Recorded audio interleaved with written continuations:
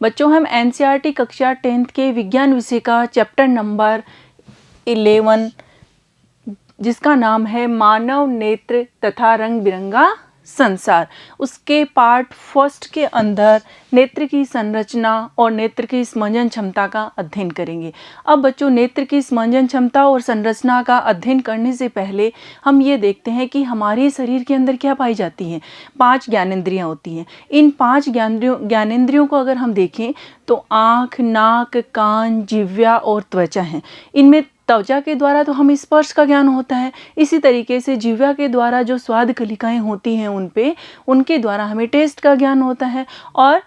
इन सब में अगर देखें तो जो आँख है वो क्या है, सबसे महत्वपूर्ण ज्ञानेंद्रिय होती है मानव शरीर के अंदर, जिनके द्वारा हम क्या करते हैं, प्रकृति के अंदर जितनी भी वस्तुएं होती हैं उनके रंगों को देख पाते हैं। इस तरीके से हमने ये देखेंगे कि नेत्र हमारे लिए किस तरीके से महत्वपूर्ण है और किस तरीके से यह हमें वस्तुओं को दृष्टि ज्ञान कराता है। तो सबसे पहले हम पढ़ते हैं नेत्र। मानव शरीर की समस्त ज्ञानेंद्रियों के अंदर जो नेत्र है वो सबसे अधिक महत्वपूर्ण है, क्योंकि ये हमें हमारे चारों ओर के रंग बिरंगे संसार, चारों ओर के रंग बिरंगे संसार का मतलब है कि हमारी प्रकृति के अंदर जितनी भी वस्तुएं हैं वो अलग अलग रंगों की हैं, और उन अलग अलग रंगों का दृष्टि ज्ञान हमें किसके द्वारा होता है, इन नेत्र के द्वारा ही होता है। इसलिए हमारे चारों ओर के रंग बिरंगे संसार को हमें देखने योग्य बनाती है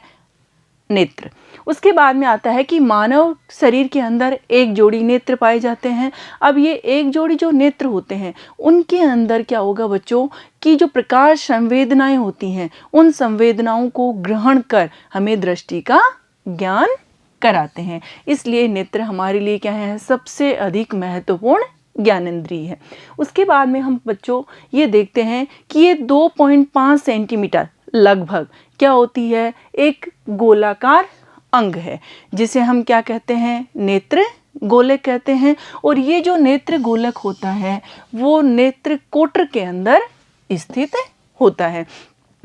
ये जो नेत्र है वो एक खोखली गेंदनुमा संरचना होती है। अगर हम देखें इनकी संरचना को तो नेत्र की जो संरचना हमें कैसे दिखाई देती है, गेंद के नुमा दिखाई देगी, और गेंदनुमा जो संरचना होती है वो कोटर के भीतर स्वतंत्र रूप से घूम सकती है। अर्थात ये जो मानव नेत्र होता है वो कैमरे की भांति व्यवहार करता है। उसके अंदर जो लेंस स्थित होता है वो प्रकाश सुग्राही पर्दा, यानी जिसे हम रेटिना या फिर दृष्टिपटल कहते हैं, उस पर प्रतिबिंब बनाता है, और उस पर बने हुए प्रतिबिंब के माध्यम से ही हम वस्तुओं को आसानी से देख पाते हैं। तो इस तरीके से हमें क्या होता है, वस्तुओं का दृष्टि ज्ञान आँख के माध्यम से हो जाता है। क्यों? क्योंकि हमने ये देखा कि जो आँख की जो संरचना होती है अगर हम देखें तो वो किस तरीके दिखाई देती है। अंदर अगर हम आँख के भीतर की तरफ देखते हैं तो हमें एक गोलाकार संरचना दिखाई देती है जिसे हम नेत्र गोलक कहते हैं, और ये जिस कोटर के अंदर स्थित है उसे हम नेत्र कोटर कहते हैं। अब ये नेत्र कोटर के भीतर ये नेत्र गोलक जो संरचना होती है वो स्वतंत्रता पूर्वक घूम सकती है, और आँख के अंदर जो लेंस लगा होता है वो रेटिना के ऊपर प्रतिबिंब बनाता है जिस वस्तु को हम देखते हैं, और उसके माध्यम से क्या होगा, जैसे ही उस वस्तु का प्रतिबिंब बनेगा तो जो रेटिना पर प्रकाश संवेदी कोशिकाएं होती हैं वो उस मैसेज को कहाँ भेजती हैं, तंत्रिका कोशिकाओं तक भेजती हैं, और ये जो तंत्रिका कोशिकाएं होती हैं वो उस मैसेज को हमारे मस्तिष्क तक पहुंचाती हैं और हमें उस वस्तु के प्रतिबिंब का दृष्टि ज्ञान हो जाता है। उसके बाद में बच्चों हम देखते हैं नेत्र की संरचना, यानी नेत्र की संरचना के अंदर कौन कौन से भाग होते हैं और वो किस तरीके से काम करते हैं और उनकी सहायता से हम वस्तुओं को किस तरीके से देख पाते हैं। तो नेत्र के प्रमुख भाग हैं। ये जो नेत्र की संरचना है, इस नेत्र की संरचना में सबसे बाहरी जो आवरण होता है वो होता है श्वेत पटल। अब ये जो श्वेत पटल होता है ये सबसे बाहरी है, अपारदर्शी है और कठोर आवरण होता है, और कठोर आवरण होने के कारण ये क्या करता है, नेत्र की जो गोलक है उसके आकार को बनाए रखता है। उसके बाद में हम देखते हैं कॉर्निया। ये जो कॉर्निया होता है उसके अंदर होगा कि जो श्वेत पटल का जो उभरा हुआ भाग होता है उसे हम क्या कहते हैं, कॉर्निया कहते हैं, जहाँ से होकर अपवर्तित प्रकाश आँखों के अंदर प्रवेश करता है।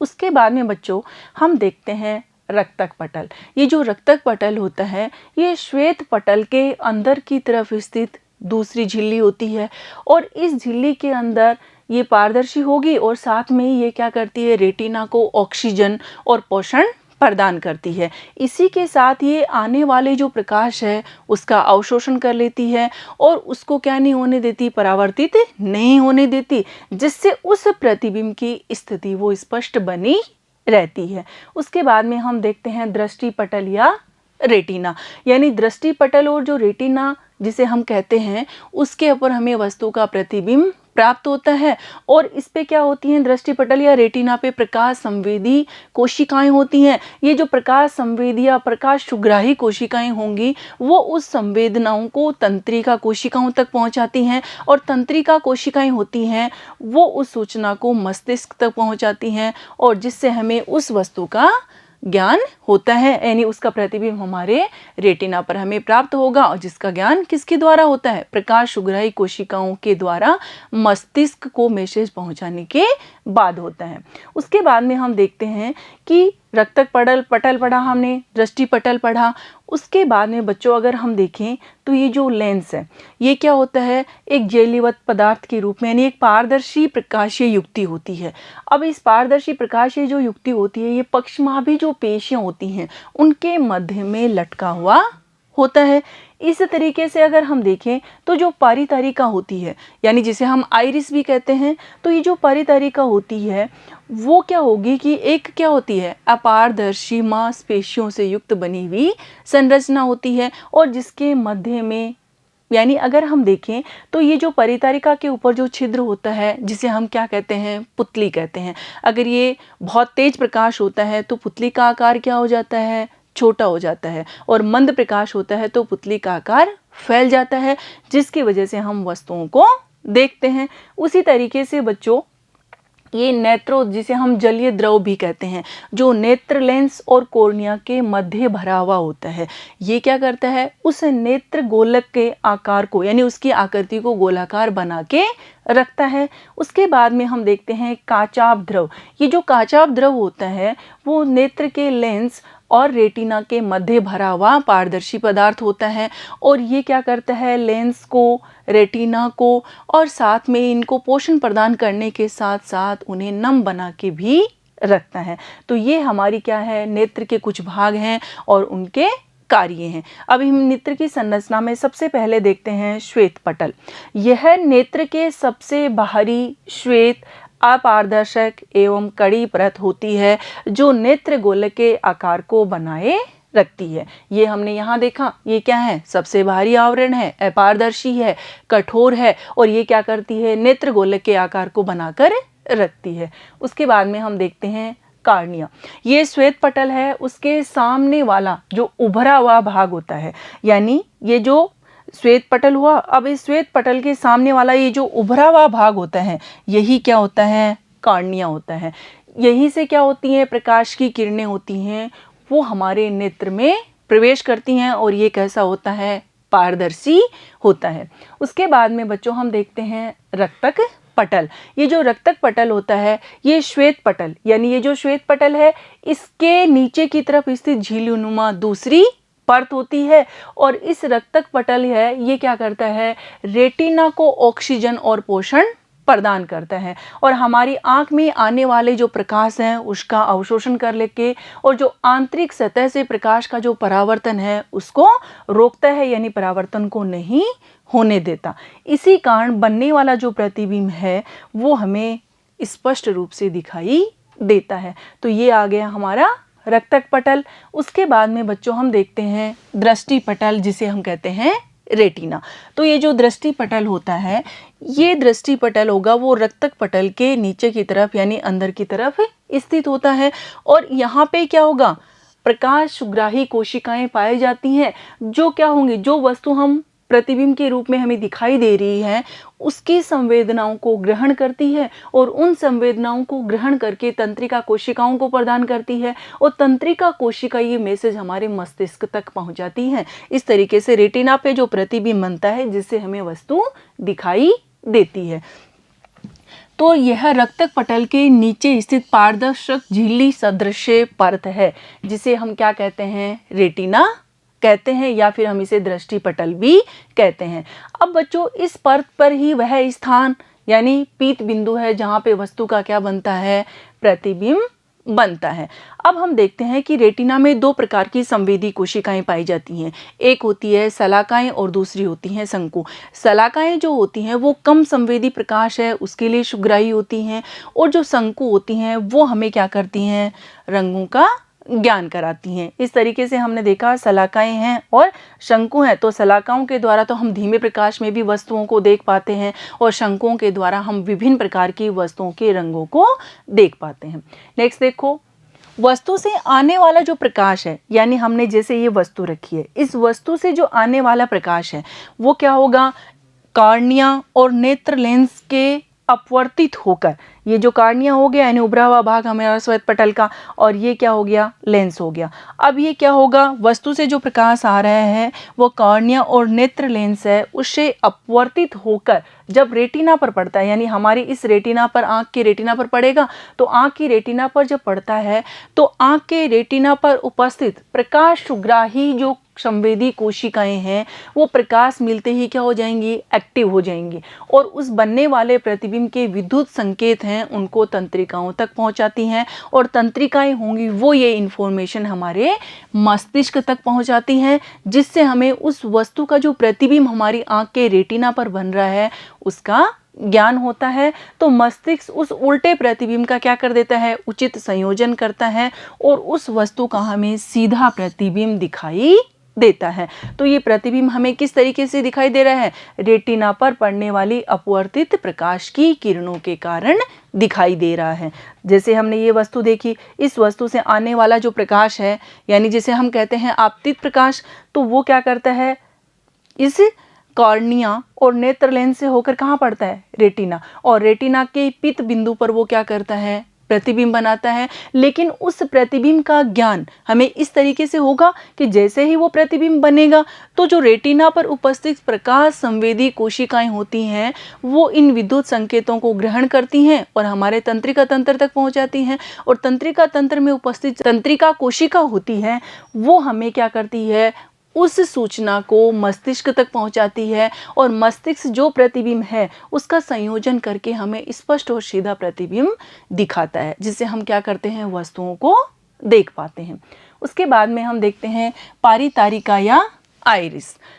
ये जो पारितारिका या आइरिस है ये कॉर्निया के पीछे की तरफ, जैसे ये हमारा उभरा हुआ भाग था कॉर्निया, अब इस कॉर्निया के पीछे की तरफ होता है,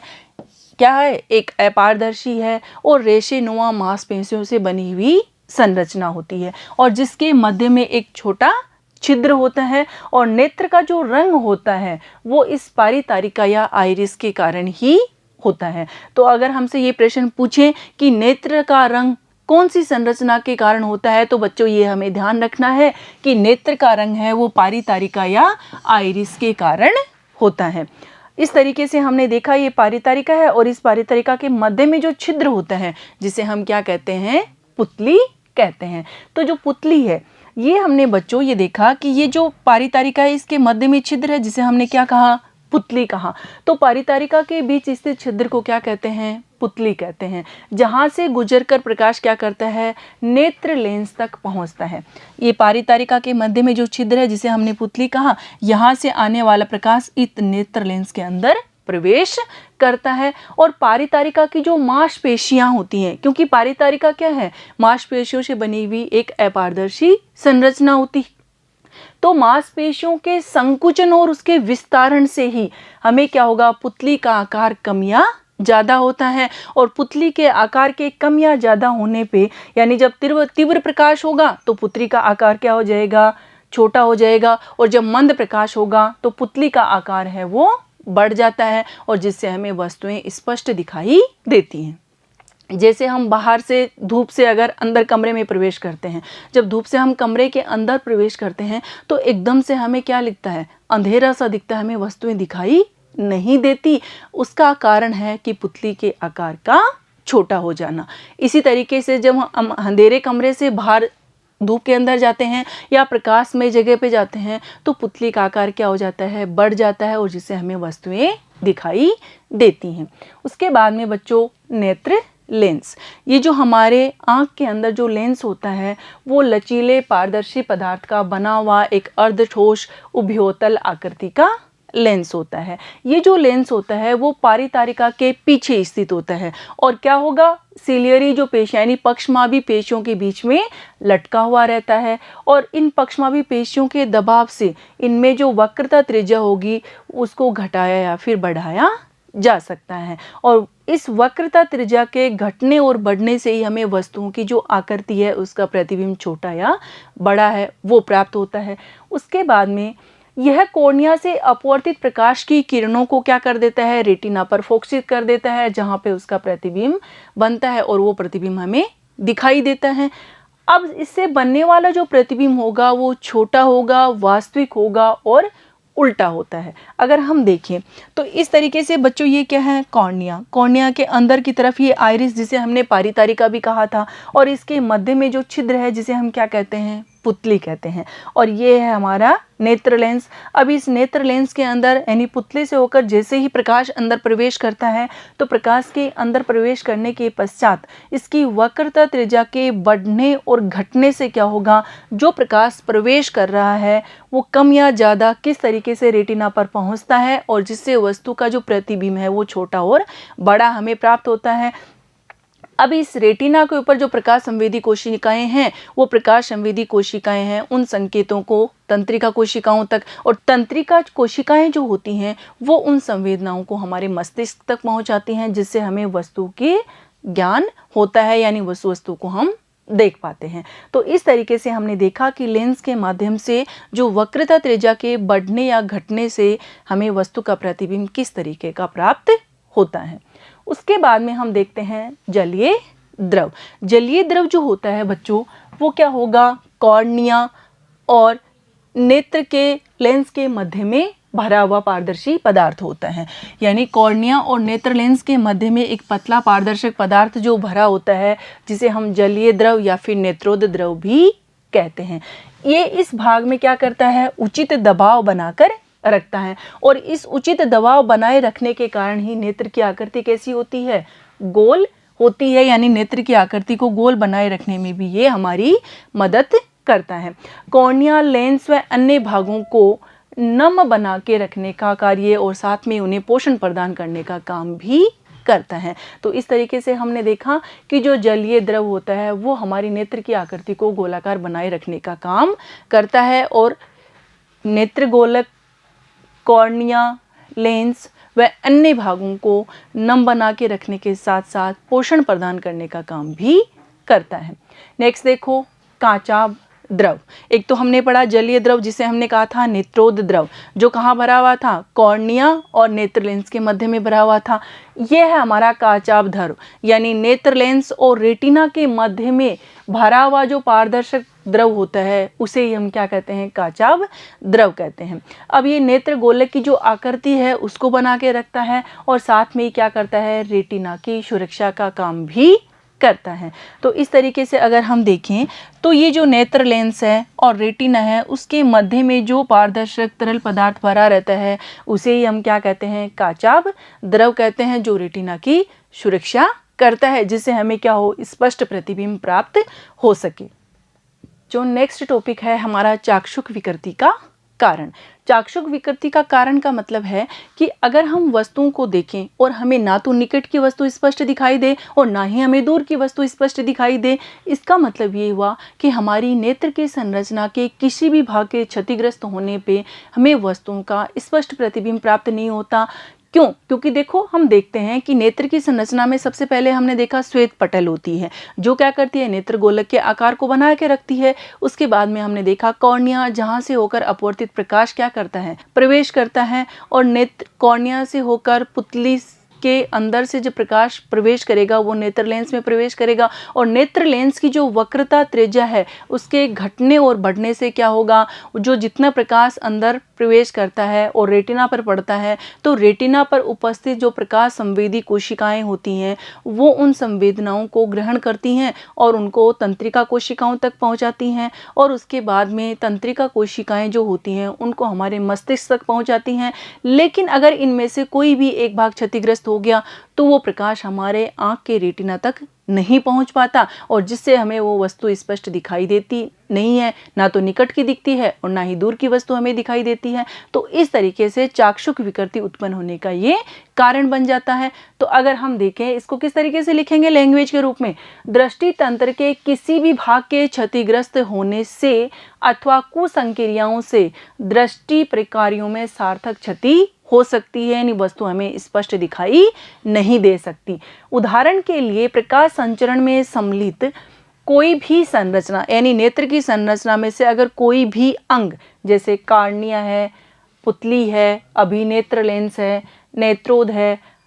काचाभ द्रव है। हमने नेत्रोद को जलीय द्रव भी कहा था, जो कहाँ भरा होता है, कार्निया और नेत्र लेंस के मध्य में भरा हुआ होता है और नेत्र गोलक की संरचना को वो बनाकर रखता है। उसी तरीके से हमने देखा था कि काचाभ द्रव जो होता है वो किसके बीच में भरा होता है, रेटिना और नेत्र लेंस के मध्य में भरा हुआ पारदर्शक तरल पदार्थ होता है और जो रेटिना की सुरक्षा करता है। अथवा रेटिना जैसी संरचना जो प्रकाश को विद्युत सिग्नल में परिवर्तित करने के लिए उत्तरदायी है ये, या फिर दृक तंत्रिका जो क्या करती है, इन सिग्नलों को कहाँ तक पहुँचाती है, मस्तिष्क तक पहुँचाती है, वो भी अगर क्षतिग्रस्त होने पर चाक्षुष विकृति उत्पन्न होने का कारण बन जाता है और उसी के कारण हमें वस्तुएं दिखाई नहीं देती। नेक्स्ट देखो, कुछ इम्पोर्टेंट नोट है। जब हम तीव्र प्रकाश से, यानी बहुत तेज प्रकाश है और उस तेज प्रकाश से हम किसी मंद प्रकाशित कमरे के अंदर प्रवेश करते हैं, तो एकदम से जैसे ही हम कमरे के अंदर प्रवेश करते हैं तो वस्तु हमें दिखाई नहीं देती। तो बच्चों, जब हम तीव्र प्रकाश से किसी मंद प्रकाशित कमरे में प्रवेश करेंगे तो आरंभ में कुछ देर तक हम उस कमरे की वस्तुओं को नहीं देख पाते, कुछ समय पश्चात हम उसी मंद प्रकाशित कमरे की वस्तुओं को देख पाते हैं। ये सब होता है उस परितारिका के मध्य में उपस्थित छिद्र पुतली के द्वारा, क्योंकि पुतली होती है वो क्या करती है, एक परिवर्तित द्वारक की भांति काम करती है। जब बहुत तेज प्रकाश होता है तो तेज प्रकाश में तो पुतली का आकार क्या हो जाएगा, छोटा हो जाता है, और जब प्रकाश कम होता है तो पुतली का आकार फैल जाता है। तो जिसके साइज को परितारिका की सहायता से बदला जा सकता है, यानी परितारिका के मध्य में जो उपस्थित छिद्र था जिसे हमने पुतली कहा था, उस पुतली का आकार है वो हम परितारिका की सहायता से बदल सकते हैं। उसके बाद में ये देखते हैं कि जब प्रकाश अत्यधिक चमकीला होता है तो परितारिका सिकुड़कर पुतली को क्या कर देती है, छोटा कर देती है, और जिससे आँख में हमें कम प्रकाश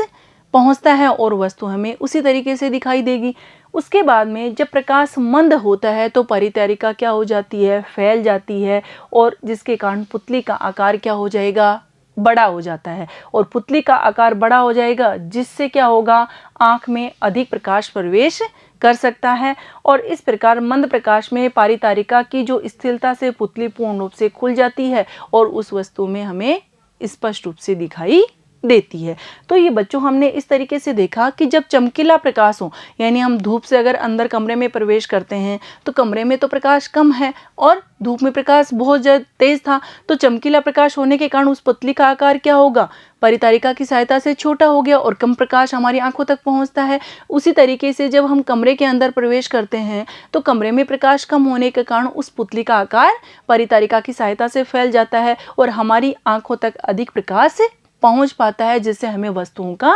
दृष्टि ज्ञान हो पाता है। उसके बाद में हम देखते हैं नेत्र की स्मंजन क्षमता। नेत्र की स्मंजन क्षमता का मतलब है कि नेत्र की वह क्षमता जिसके कारण हमें लेंस के फोकस दूरी में परिवर्तन कर सकें और जिससे हमें निकट की वस्तु और दूर की वस्तु को स्पष्ट रूप से देख पाएं, वही हमारी क्या कहलाती है, नेत्र की स्मंजन क्षमता कहलाती है। इसको हम परिभाषा के रूप में किस तरीके से लिखेंगे, नेत्र की वह क्षमता जिसके कारण नेत्र लेंस की फोकस दूरी परिवर्तित करके निकट और दूर की जो वस्तुएं होती हैं उनका स्पष्ट प्रतिबिंब रेटिना पर प्राप्त किया जा सके, इसे नेत्र की स्मंजन क्षमता कहते हैं। यानी उसकी फोकस दूरी में इस तरीके का परिवर्तन किया जाए जिससे हमें निकट की वस्तु भी स्पष्ट दिखाई दे और दूर की वस्तु भी स्पष्ट दिखाई दे। तो नेत्र की वह जो क्षमता है वही क्या कहलाती है, स्मंजन क्षमता कहलाती है। यानी फोकस दूरी को हमें उस तरीके से ही एडजस्ट करें तो उस वस्तुओं का स्पर्श प्रतिबिंब रेटिना के पित्त बिंदु पर हमें प्राप्त होता है। नेत्र जब स्वस्थ हो और सामान्य अवस्था में होता है तो अनंत पर स्थित वस्तुओं का भी हमें स्पष्ट प्रतिबिंब है वो रेटिना पर प्राप्त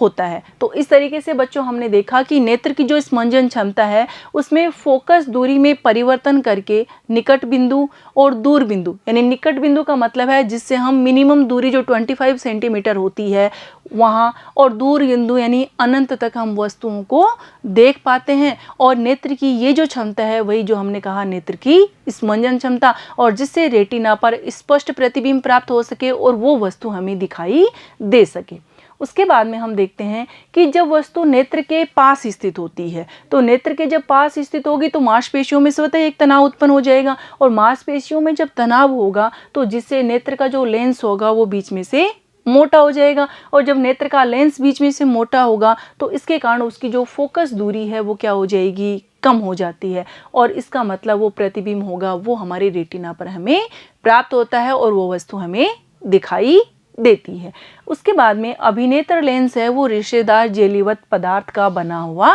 होता है। अभिनेत्र लेंस की वक्रता में परिवर्तन करने से उसकी फोकस दूरी है वो भी परिवर्तित हो जाएगी। यानी उस नेत्र लेंस के अगर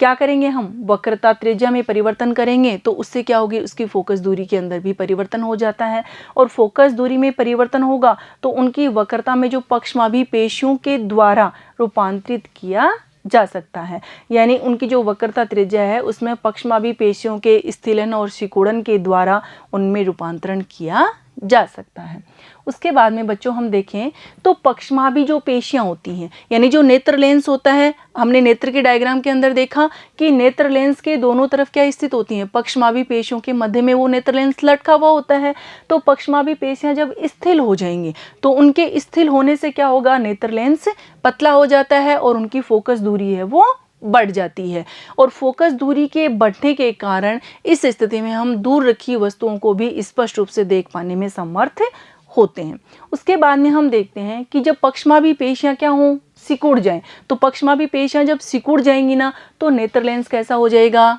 मोटा हो जाएगा, और नेत्र लेंस के मोटा होने से क्या होगी, फोकस दूरी कम हो जाती है, और फोकस दूरी जब कम होगी तो इस स्थिति में हम निकट रखी वस्तुएं होती हैं उनको स्पष्ट रूप से देख पाते हैं। तो बच्चों इस तरीके से हमने देखा कि नेत्र लेंस के पतले और मोटे होने से फोकस दूरी है वो बढ़ जाती है और कम जाती है। यानी फोकस दूरी में परिवर्तन के कारण ही हम निकट वस्तु और दूर की जो वस्तुएं हैं उनको स्पष्ट रूप से हमारे रेटिना पर प्रतिबिंब बनने के कारण देख पाते हैं। उसके बाद में हम देखते हैं कि दृष्टि के लिए हमारे दो नेत्र क्यों हैं, केवल एक नेत्र ही क्यों नहीं है। तो बच्चों अगर हम देखें तो हमारे दो नेत्र हैं, तो अगर एक नेत्र का जो दृष्टि क्षेत्र है वो और दो नेत्रों का अगर मिलाएंगे तो दृष्टि क्षेत्र बढ़ जाता है, और दृष्टि क्षेत्र बढ़ने के कारण उस वस्तु का प्रतिबिंब हमें और भी सही तरीके से यानी सुस्पष्ट प्राप्त होता है। और इसी तरीके से अगर हम देखें तो शिकार करने के लिए जो जंतु होते हैं उनके जो नेत्र होते हैं उनका दृष्टिप्रयास बहुत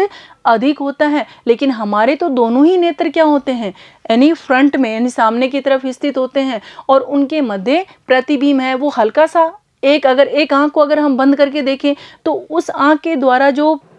संसार हमें दिखाई दे रहा है, यानी जितनी भी वस्तुएं हमें दिखाई दे रही हैं वो हल्की सी हमें चपटी दिखाई देती हैं। अगर हम दोनों आंखों के माध्यम से देखें तो दृष्टि क्षेत्र हल्का सा बढ़ जाता है, और जिसकी वजह से हमें प्रतिबिंब स्पष्ट रूप से दिखाई देता है, यानी हमें त्रिविमीय आकृति उस वस्तु की दिखाई देती है। तो इसी कारण हम कहते हैं कि दृष्टि नेत्र के लिए दोनों नेत्र आवश्यक है। इसको हम लैंग्वेज के रूप में इस तरीके से लिखेंगे, एक नेत्र की बजाय दो नेत्र होने से हमें अनेक लाभ होंगे, जिससे हमारा दृष्टि क्षेत्र क्या हो जाता है, विस्तृत हो जाता है, यानी दृष्टि क्षेत्र बढ़ जाता है। मानव के एक नेत्र का क्षैतिज दृष्टि क्षेत्र लगभग 150 डिग्री होता है, जबकि दो नेत्रों का लगभग 180 डिग्री होगा, यानी दृष्टि क्षेत्र वो क्या हो गया, बढ़ गया, यानी विस्तृत हो गया। किसी मंद प्रकाशित वस्तु के संसूचन की सामर्थ्य एक की बजाय दो संसूचकों से बढ़ जाती है, यानी स्पष्ट प्रतिबिंब प्राप्त हो जाता है। उसके बाद में हम देखते हैं शिकार करने वाले जंतुओं के दो नेत्र प्राय उनके सिर पर विपरीत दिशाओं में स्थित होते हैं और विपरीत दिशाओं में स्थित होने के कारण उनका जो दृष्टि क्षेत्र है वो भी बहुत अधिक हो जाता है और जिससे वो शिकार को आसानी से पकड़ लेते हैं। उसी तरीके से हमारे दोनों नेत्र सिर पर सामने की ओर स्थित होते हैं और सामने की ओर स्थित होते हैं, इसलिए हमारा दृष्टि क्षेत्र कम होता है उनके बजाय। तो दृष्टि क्षेत्र जब कम होगा तो परंतु हमें त्रिविम चाक्षुषी का लाभ मिल जाता है, यानी अगर हम एक आँख को बंद करें तो एक आँख को बंद करने पर वो संसार यानी संसार की कोई भी जो वस्तु जो हम देख रहे हैं वो हमें चपटा केवल त्रिविमीय आभास होता है। यानी एक नेत्र बंद करने पर संसार चपटा यानी केवल द्विविमीय लगेगा, यानी उसकी द्विविमीय आकृति ही वस्तु की हमें दिखाई देती है। लेकिन अगर हम दोनों नेत्र खोलें तो संसार की जो जितनी भी वस्तुएं हैं उनको गहराई की यानी तीसरी विमा यानी त्रिविमीय संरचना उनकी हमें दिखाई देती है और जिसका प्रतिबिंब हमारे रेटिना पर प्राप्त होता है और जिसकी वजह से हम क्या करते हैं, उस वस्तु को देख पाते हैं। क्योंकि हमारे नेत्रों के बीच कुछ सेंटीमीटर का पृथक्कन होता है, यानी कुछ गैप होता है, इसलिए प्रत्येक नेत्र किसी वस्तु का थोड़ा सा भिन्न प्रतिबिंब देखता है और भिन्न प्रतिबिंब जब देखेगा तो हमारा मस्तिष्क दोनों प्रतिबिंबों का संयोजन करके एक प्रतिबिंब बना देता है और इस एक प्रतिबिंब के कारण हम क्या करते हैं, उस वस्तु का स्पष्ट प्रतिबिंब देख पाते हैं। इस प्रकार अतिरिक्त सूचना का उपयोग करके हम यह बता देते हैं कि कोई वस्तु हमारे कितने पास या फिर कितनी दूर है और ये सब इस कारण से होता है कि दृष्टि क्षेत्र बढ़ने के कारण। और जब दृष्टि क्षेत्र बढ़ जाएगा तो उस वस्तु की संसूचक सामर्थ्य है वो भी बढ़ जाएगी, जिससे इस वस्तु का प्रतिबिंब दूर से हो या पास से हो हमें स्पष्ट प्राप्त हो जाता है। उसके बाद में हम देखते हैं दृष्टि प्रास, यानी हम कहाँ तक वस्तुओं को देख पाते हैं, यानी वस्तु को देखने के लिए मिनिमम दूरी कितनी है और मैक्सिमम दूरी कितनी है। तो अगर बच्चों घर पे जब बच्चे पढ़ते हैं तो हम क्या कहते हैं कि बुक को बिल्कुल आंखों के पास करके नहीं पढ़ना, पास से क्या हो जाएंगी, आंखें खराब हो जाएंगी। ये इसलिए कहते हैं कि किसी भी वस्तु को देखने के लिए उसकी न्यूनतम दूरी होती है और अधिकतम दूरी होती है। तो अधिकतम दूरी तो अनंत तक होती है, यानी कहीं तक भी हम देख सकते हैं, लेकिन जो न्यूनतम दूरी होती है उसका मान होता है 25 सेंटीमीटर। इस तरीके से दृष्टिप्रास जो होती है किसी भी नेत्र की, वो निकट बिंदु और दूर बिंदु के मध्य की जो दूरी है उसी को ही हम क्या कहते हैं, दृष्टिप्रास कहते हैं। यानी निकट बिंदु और दूर बिंदु के बीच की विभिन्न वस्तुओं को हम रखें और उनको हम देख पाएंगे। क्यों? क्योंकि उनका प्रतिबिंब हमारे रेटिना पर प्राप्त होगा। उसी तरीके से सबसे पहला आता है निकट बिंदु, यानी नेत्र से वस्तु की वह न्यूनतम दूरी जिस पर रखी कोई वस्तु बिना किसी तनाव के हमें अत्यधिक स्पष्ट दिखाई दे, तो वो दूरी क्या कहलाती है, नेत्र का निकट बिंदु कहलाती है और इसे हम सुस्पष्ट दृष्टि की न्यूनतम दूरी भी कहते हैं। उसके बाद में देखो बच्चों, स्वस्थ नेत्र के लिए यानी जो क्या हो, बिल्कुल आंखें सही हैं, तो उस स्वस्थ नेत्र के लिए निकट बिंदु का जो मान होता है वो 25 सेंटीमीटर होता है। अगर हम इस डायग्राम के माध्यम से देखें तो ये निकट बिंदु है जिसका मान है 25 सेंटीमीटर, यानी ये हमारी आँख की संरचना हो गई। अब इस आँख से ये वस्तु कितनी दूरी पे रखी हुई होनी चाहिए, 25 सेंटीमीटर पे रखी हुई होनी चाहिए और इस निकट बिंदु तक यानी जहाँ पे ये वस्तु रखी है, इस वस्तु से आने वाली ये जो प्रकाश की किरणें होंगी वो हमारे पुतली के अंदर से प्रवेश करते हुए यानी कॉर्निया के बाद में पुतली और पुतली के पारितारिका के मध्य में उपस्थित जो पुतली है उस छेद से अंदर प्रवेश करते हुए नेत्र लेंस में प्रवेश करती हैं और नेत्र लेंस में प्रवेश करके हमारे रेटिना के ऊपर क्या बनाती हैं, प्रतिबिंब बनाती हैं और जिससे वो वस्तु हमें उस प्रतिबिंब के कारण दिखाई देती है। उसके बाद में हम देखते हैं दूर बिंदु। इस दूरतम बिंदु यानी नेत्र पे वह दूरतम बिंदु जिस तक कोई वस्तु हमें उस नेत्र के द्वारा स्पष्ट रूप से दिखाई दे, तो वो कहलाता है नेत्र का दूर बिंदु। और एक स्वस्थ नेत्र के लिए दूरतम बिंदु का मान होता है वो अनंत पर होता है। जैसे ये अनंत मान लिया हमने, अनंत पे कोई वस्तु रखी हुई है कि अनंत की कोई भी दूरी निश्चित नहीं होती, तो इसलिए यहाँ हमने कहा कि अनंत पे कोई वस्तु रखी हुई है और उस वस्तु से आने वाली जो प्रकाश की किरणें होंगी वो हमारे इस नेत्र की संरचना के अंदर श्वेत पटल और इनसे होते हुए कॉर्निया और परितारिका के मध्य में उपस्थित छिद्र, जिसे हम पुतली कहते हैं, उसके माध्यम से प्रवेश करके प्रकाश नेत्र लेंस में प्रवेश करता है और वहाँ से प्रकाश अपवर्तित होने के पश्चात नेत्र के रेटिना पर पड़ता है और जहाँ हमें प्रतिबिंब प्राप्त होता है। तो इस तरीके से हम कहते हैं कि इस दूरतम बिंदु जिस तक कोई नेत्र वस्तु को क्या करती है, सुस्पष्ट देख पाती है, उसका मान होता है अनंत तक। इस तरीके से हमने दृष्टिप्रास देखी कि निकट बिंदु का मान तो कितना होना चाहिए 25 सेंटीमीटर और दूर बिंदु का मान है वो कितना होना चाहिए अनंत तक, यानी 25 सेंटीमीटर से लेकर अनंत तक वस्तु को हम कहीं भी रखें तो हमें स्पष्ट रूप से उसका प्रतिबिंब प्राप्त होता है और उस वस्तु का हमें दृष्टि ज्ञान हो पाता है। उसके बाद में कुछ हम क्वेश्चन करके देखते हैं। नेत्र का रंग किस संरचना के कारण होता है? तो बच्चों, ये हमने जब नेत्र की संरचना पढ़ी थी तब मैंने आपको बताया था कि जो नेत्र का जो रंग होता है वो आइरिस या जिसे हम परितारिका भी कहते हैं, उसके कारण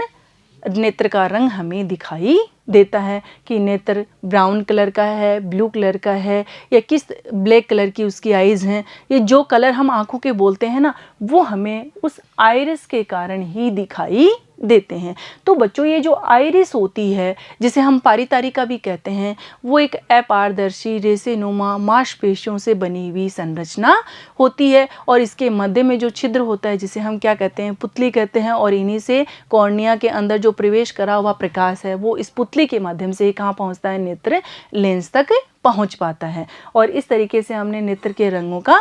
निर्धारण कर दिया कि नेत्र के जो रंग होते हैं वो किसके कारण होंगे, आइरिस या फिर परितारिका के कारण होते हैं। नेक्स्ट क्वेश्चन है, स्वस्थ नेत्र के लिए निकट बिंदु का मान बताओ। यानी एक स्वस्थ नेत्र के लिए निकट बिंदु का मान कितना होना चाहिए, ये हमसे प्रश्न के अंदर पूछा गया है। तो बच्चों, हमने ये देखा था कि स्वस्थ नेत्र के लिए निकट बिंदु यानी न्यूनतम दूरी कितनी होनी चाहिए, उसकी 25 सेंटीमीटर होनी चाहिए। यानी हमें अगर बच्चे पढ़ रहे हैं तो उनको ये कहना चाहिए कि पुस्तक को कम से कम 25 सेंटीमीटर की दूरी पर रख के ही वो अध्ययन करें। तो इस तरीके से इसका आंसर लिखेंगे, स्वस्थ नेत्र के लिए निकट बिंदु का मान 25 सेंटीमीटर होता है। तो इस तरीके से बच्चों, आज हमने इस चैप्टर के पार्ट फर्स्ट के अंदर पढ़ा नेत्र, जो क्या है, हमारा बहुत ही महत्वपूर्ण संवेदी अंग है और जिसके माध्यम से हम प्रकृति की विभिन्न वस्तुओं को यानी संसार के जो रंग बिरंगे वस्तुएं हैं उनको देख पाते हैं और इनकी संरचना का अध्ययन करा। इस संरचना के जो विभिन्न भाग थे उनको हमने पढ़ा, उनके कार्य पढ़े, साथ में ही हमने नेत्र की स्मंजन क्षमता जो किसके द्वारा डिसाइड की जाती है, फोकस दूरी में परिवर्तन के द्वारा डिसाइड की जाती है कि वो फोकस दूरी कम हो गया, फोकस दूरी अधिक हो रही है। फोकस दूरी के कम होने से या अधिक होने से उस नेत्र लेंस के पतले और मोटा होगा और उसके द्वारा ही हम निकट वस्तु और दूर की वस्तुओं को देख पाते हैं, जिसका प्रतिबिंब हमें रेटिना पर प्राप्त होता है। ये पढ़ा हमने और इसी के साथ हमने दृष्टिप्रास देखी कि किसी भी वस्तु को यानी स्वस्थ नेत्र में निकट वस्तु को और दूर की वस्तु को कहाँ तक देखा जा सकता है। तो निकट बिंदु का मान हमने देखा कि एक स्वस्थ नेत्र के अंदर कितना होना चाहिए, 25 सेंटीमीटर, और दूर बिंदु का मान अनंत हो सकता है। साथ में हमने कुछ प्रश्न पढ़े। तो बच्चों, मुझे उम्मीद है कि ये वीडियो आपको बहुत ही पसंद आया होगा, आपने बहुत ही ध्यानपूर्वक इसको सुना होगा, समझा होगा, देखा होगा और इसके नोट्स अपनी नोटबुक में नोट भी कर लिए होंगे। इसी तरीके से इस चैप्टर के नेक्स्ट पार्ट को पढ़ेंगे हम नेक्स्ट वीडियो में। तब तक आप पढ़ते रहिए, आगे बढ़ते रहिए। धन्यवाद।